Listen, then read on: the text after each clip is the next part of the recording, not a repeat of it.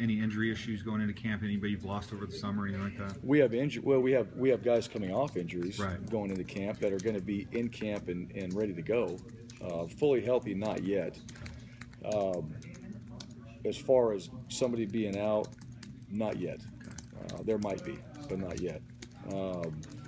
But as far as everybody that was missed spring, like I told you guys this before, they're available and they're ready to go in fall camp. Now, day one might be, the first week might be easing them back, and then they're going. But we're not holding somebody out of camp at this point. How's Chance? He's still He's doing great. Well? Yeah, we did some 300-yard shuttles. He was leading the group. Wow. Chance is doing a fantastic job. He has really taken his rehab to another level. He's been there before. He's done it before. I mean, he's had an injury before, so he understands it, and he's just been as focused as you can possibly be of getting back and being healthy.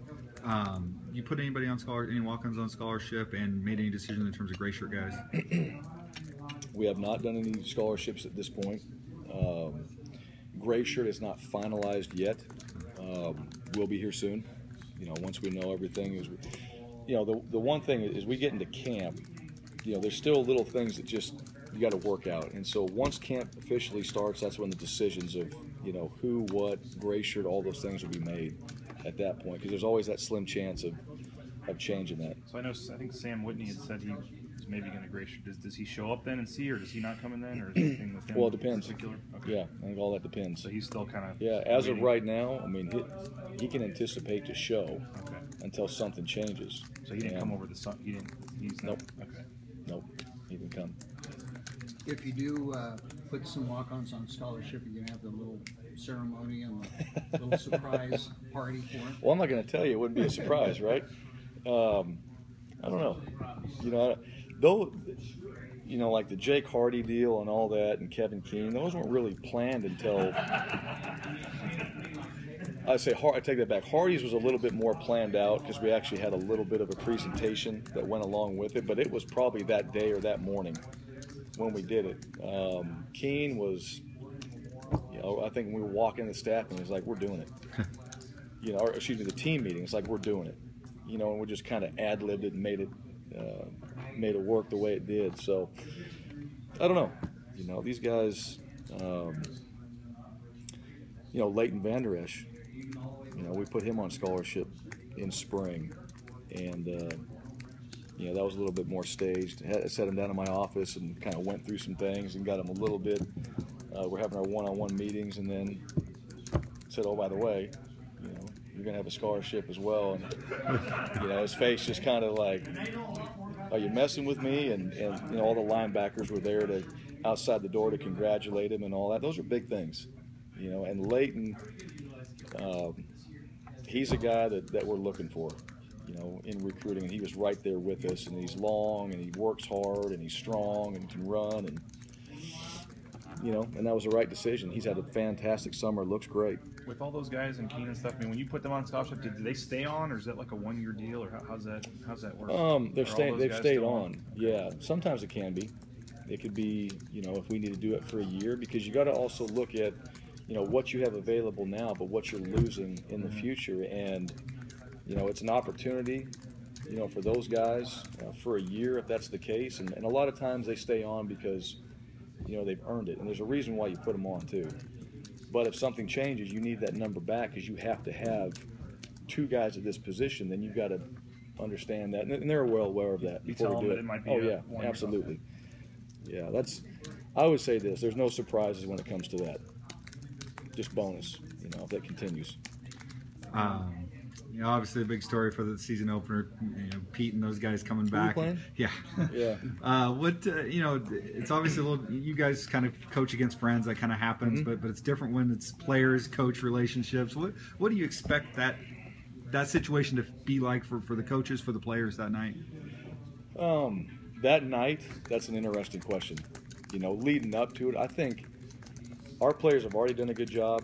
Just being mature enough. And our coaching staff as well. Like, we have to focus on us. We're so far away from where we want to be at the beginning of the season that's just where our focus is at. As we get into it, yeah, there's going to be obviously attention on it. That's the storyline. It's hard to get away from it. You know what's had. You're playing a Pac-12 team. You're playing at home in 6 years, and you're playing the former coach that was there for 13 years and did a lot of great things for Boise State, and that's an understatement. And so I think, you know, as you get into the game, it'll be emotional. I know that, and there'll be the emotions. I think when that ball's kicked off, it's 3.5 hours of football. And guys just first game of the year, putting together, you know, all the techniques they've worked on.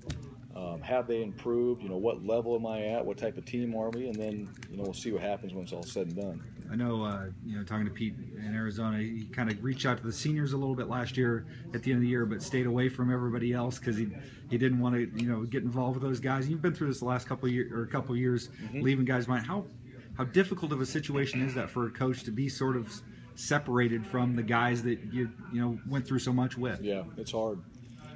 You know, even at Arkansas State, I was there less than a year, and I still remember, you know, talking to the team. It's emotional. You know, you build a bond, and especially, you know, like at Arkansas State, I'll use that as an example. They bought in. They completely bought in, and things change. And you don't know exactly how they're going to respond, but I remember talking to them, and I left the room, and Kess and I went downstairs. We're kind of in my office, and every one of them came in there, gave us a hug, and it was an emotional deal. It was fantastic, you know. And at the same time, they're all like, "Hey, we understand. You know, this is home." And but it's still not easy. I mean, I think about those guys. I mean, you get emotional just thinking about them because you care tremendously about that group. You've gone through so much behind closed doors that nobody knows. The conversations, the one-on-ones, the just life. You know, and that's what I'm saying. You're the only ones that their families aren't there. You're there for them, so they come to you. You know, with all these questions, and they're 18 to 22. They're trying to figure things out, and you're the voice of reason, or the disciplinarian, or the friend, whatever it is. And so when that happens, it's hard. It's a hard deal. You know, obviously you were Pete's right-hand man for a long time, learned a ton from him, and you know, any of us, your older brother or whatever, you want to beat him. Is there a little bit of that, like, you know, I want to beat that guy because he, you know, kind of that relationship? I want to beat their team, you know, and their program and all that. But no, I mean, yeah, we want to win. They want to win. All right, we absolutely want to win. Yes, and at the same time, you know, I mean, there's a lot of things that go into, you know, all that time you spent. Now we're at different places. Now we're playing. You know, there's so much that's, you know, you can just play mind games with yourself and really just focus on the game. You know, we know that. I'll say this: we know what they're doing there as a staff of creating the environment they want, and we know that for a fact. And so, you know, that's where we know the type of team we're going to be facing. Players say that they're trying to keep it as just another game. There's no countdown clock in the locker room or anything like that. But knowing that so many of that staff had such relationships with these guys and recruiting them and stuff, what do you think it's going to be like for them? I don't think it's just another game. You know, I think if you said that, you'd just be, you know, putting aside. You just be talking. I guess would be the best point. It's not just another game. It's, you know, it's at home. It's against a team that we've played in the past, Washington. It's against the former head coach and staff members that have sat in their homes and recruited these guys. They had relationships with. They've had those same type of talks with. You know, personal talks. They know each other. You know, so it is different. At the same time, you know, we've all competed against our friends, you know, growing up. It might be your best friend you're competing against in basketball or football or whatever. Well, you know what? Hey, there's something to it, but at the end of the day, you know, you're out there just doing what you need to do for your football team. And so I think both sides, we're mature enough to separate that, you know, leading into that game and just understand it is what it is. We have no control over the storylines and how big it becomes. All we can do is go out there and step foot on the football field and play. What is your relationship with Pete these days? I mean, you guys haven't worked together for 3 or 4 years. What is the relationship like now? We haven't talked in a while, you know, and not a bad thing, but you know, when I went away, we still spoke. You know, obviously when I was at Texas, I cared about what the Broncos are doing, and I always just, hey, you know, what's going on? I just wanted to be up to speed. When I went to Arkansas State, obviously had some questions for him. You know, it was like, hey, what about this? What about that? And got good advice. And then when I got the Boise job, you know, we had lunch a couple times and just private conversations of, you know, the program and different things. And, you know, he's done it before, but he's also in a different place too, you know. And so I had some advice for him. You know, I was one that had gone on somewhere else, you know, been somewhere else, you know, before he did. And so there were some questions he had as well. And that's the type of relationship, you know, is just, how you doing? You know, here, you know, what are some things that you may have some issues with, or you know, that you're trying to figure out, and we're able to bounce some ideas off of. We haven't done that lately, and I imagine once the game's done, you know, that'll change, you know, and we'll be able to talk through, you know, our different seasons and things that might come up, and that relationship will be different. When you said that the players, you know, might just, when we've talked to some of the guys, they've kind of tried to pawn it off as just another game, but right. You admit that it's not. So where does that come from? Are they maybe afraid that they're going to say something and you know, you'll hear about it, or or maybe do some of those guys try to really believe that? I really think they believe it, because here's, as a player, again, we're all on the outside looking in. All right, coaches include, they're playing. Right. So I'm going against you.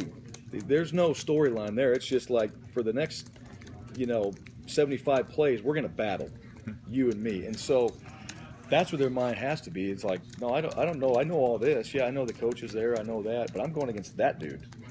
And that's all I care about. And I have to figure that out. That's my job, is to try to go in there and battle in that one-on-one battle. So I really do think that they know what they know of the storyline. They know all the things behind it. But at the same time, it's, everyone else is watching them, and they're in the middle of it. They don't have time for, like, hey, yeah, look who we're playing and look where we're at. They have time just to, we're snapping the ball here, you know, the next 20 seconds, and it's on.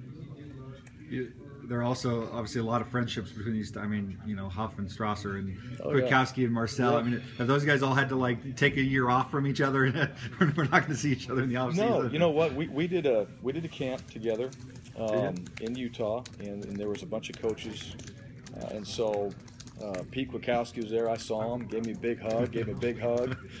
Saw Bob Gregory there, gave him a hug. Saw Keith Bonifa there, gave him a hug. I mean, it was, you know, those are guys that working together. We won a bunch of games together. Yeah. You know, there's a great experience and working relationship that we had. Now we've gone different ways, and we happen to be competing against each other, but no, there's a tremendous amount of respect there and love for those guys, because you've been in the fire with them. You know their character, and you never lose that, no matter where you're at. And I just think that's one of the neat things about our profession. You know, when guys do move on and go other places, and you compete against them, hey, you're still competing. You want to beat them. You want to win and all that, but you got a lot of respect for them too, because of what they've done for you.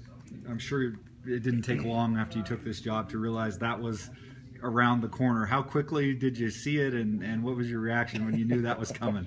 Yeah, I don't know how quickly it was. I think I laughed, you know, just like, go figure that. You know, you're scheduling games. I don't know, Coyle and I were talking about like 2019, and I'm like, whatever. You know, I mean, how far away is that? You know, this is last year, and I'm thinking, yeah, I'm sure this game was coming up, and Pete's probably sitting there like, yeah, you know, we'll all work it out, and all of a sudden here we are. You just never know, and that's the thing. So probably, I'm sure, you know, when he took the job and I got it, there's probably just a chuckle like, all right, you know, this is what we're going to have to do. They're not changing the game. I know that. He said today, I guess, that he thinks the fans are going to boo him. What do you think the reaction will be? No, I don't think so. I don't think so. No. I don't think that would happen. You know, our fans are educated. They know. And I think, you know, our fans have respect. I think our fans respect the opponents we play when they come in and play well. So, no, I give our fans a lot more credit, you know, to be in there, and they're cheering for us. They want to see us succeed, and I think they respect the people for the most part that come in and play us. You know, different track, but you know, a guy we've heard a lot about over the last couple of years from players is DJ Dean, and he's always had some injury things that have held him back. And again this summer, we hear the players talking about DJ Dean. He's back. What do you expect out of that guy this year? Well, I expect him to be back, you know, and so does he. DJ has gotten healthy. I don't know. You know, I want him to play. I don't know what the I don't have expectations for him right now. I just want him on the field. I want him to go out there and just run down on whatever it is. If he's offense, special teams, it doesn't matter, and just go play and smile and have fun and just enjoy it. And then once I see that, I'll have expectations for him, you know. Yeah. But the expectation, I guess, is just to get him on the field and have him play.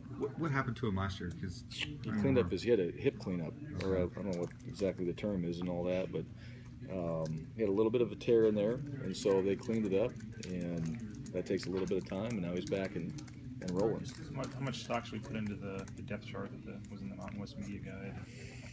A little bit. It's again, go pecking order. I guess running back is my question. Just you have McNichols and then you have Kelsey Young. And you have so many guys there. Is that what you're looking at going into the season, or was that just you had to put 2 guys down, or how? Well, I mean, we're not really looking at anything going into the season. We're so far away from it right now. I mean, we'll start camp that way, and then Jack Field, Devin Demas has had a great summer. Corey, I thought finished up spring pretty well in the spring game, so he's feeling confident. And then we go from there. I mean, the 2 guys that have the most experience are McNichols and Kelsey. So naturally, when you have to sit there and so you guys understand, and we're putting this together, it's like, I don't know. I mean, this is how it's going to have to start that way, but it certainly doesn't mean it's going to finish that way. what went into the decision to bring Kelsey in? Depth and having a guy that's been productive. You lose a guy like Jay, and then McNichols, who plays a true freshman last year. You don't know yet. He got to play, and Jay was the guy, and all those guys got to play around Jay. Jay's no longer here, and we felt like that was the right thing to do from a depth standpoint and from an experience standpoint too. You've got Jack's played. He's been in the system and all that, but Kelsey's got real reps in there and he's played, and we thought that what we saw from him was pretty good. McNichols is full go. Yes. Starts. Yep. Kelsey being a computer science graduate from Stanford, does that make the playbook a little easier to absorb? Yeah, he's already through it. He sped through it already. He's got it figured out. He also does. He's a computer programmer too, so I don't know if we're going to have some new type of system or something that we analyze our team after the games. But he's a bright kid. He brings an experience, from another program that I have a lot of respect for, that I think has done very well. And it's just good. It's good to hear some comparisons and different things, and what we do in comparison to what they do, and so on. And he's jumped right in. He's not a bashful guy. He'll jump right in there and wants to lead and wants to help this football team. He just wants to do whatever he can to play and not just be a player, but do everything he can to help lead this team to be successful. And that's what I like about him. I don't think many guys are like that. I want to do my deal and just play. No, I want to be involved in the whole thing.